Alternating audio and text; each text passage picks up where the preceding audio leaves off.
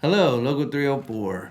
I know it's been a little bit of time since the last business manager report. It's been a pretty interesting couple of weeks for sure. So thanks for your patience. Let's start out with our COVID numbers. Again, we're trending down just exactly where we want to be. It seems like the most I've seen has been Wolf Creek, still a little bit in the coal-fired plants too, but I think I reported 3 last week, but I will tell you we experienced our second death related to COVID now in Local 304. So it is still out there, and we still need to be paying attention to it for sure. Encouraging the vaccine and maintaining all the safety things that you can do to keep you and your family safe. So I appreciate it. Let's talk about negotiations. There is a ton of negotiations going on. So line clearance, that contract actually expired at the end of last year, and we had some preliminary discussions, but really was waiting on 53 so that we can see where we need to go with that parity. Excuse me, have a target so we'll know what we're doing. And that seems to be coming to a close, so I'm encouraging the contractors to set some dates for later this month where we can get together in person and actually work to resolve on that open negotiations.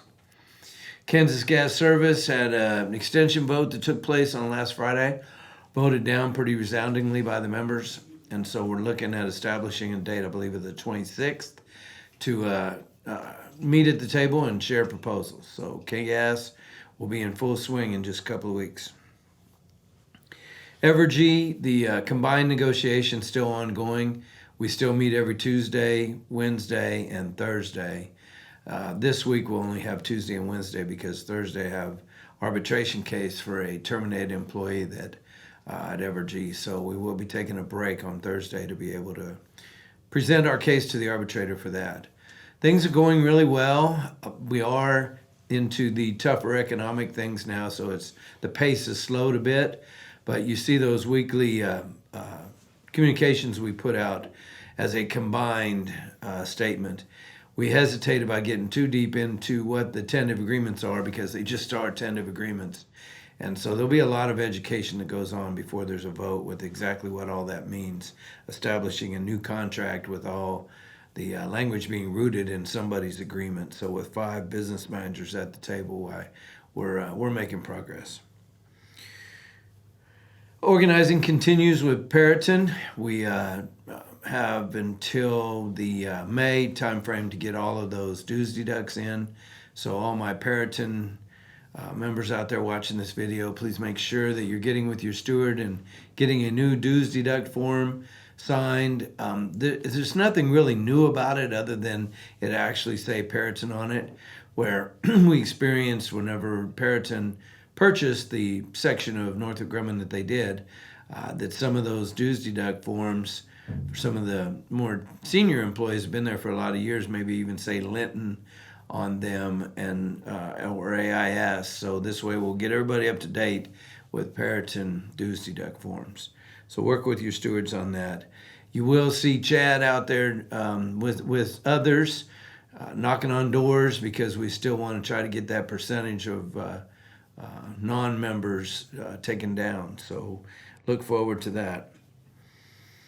The vote will be sent out later this month for the convention. Last week at the local meeting is when we took our nominations. It unofficially has been said that the convention will move till May of 22 to be held in Chicago. I guess it's come down to Chicago being a little bit concerned about bringing in so many people into their town from all over both Canada and the United States. So looking forward to that. We at this point will have 8 delegates. So you'll have a vote for 7. The business manager goes by virtue of office. So look for that ballot coming out and make sure you exercise your right to vote on who your representatives are. It's very important to have strong representatives at the table as they're making constitution changes. We need to have a voice in that. So thank you for participating in that. Our bill that we've talked so much about at the State House on the move over for utility vehicles finally has passed the House and Senate, headed to the governor's desk now for her signature.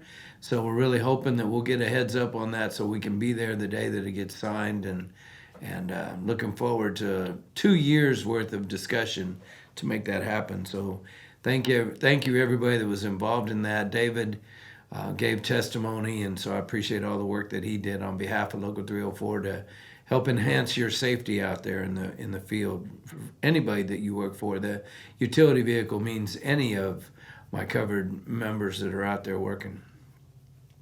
Wolf Creek outage for the refuels going on. Have experienced some labor management issues we're dealing with, but nobody's gotten hurt, and it seems to be moving forward.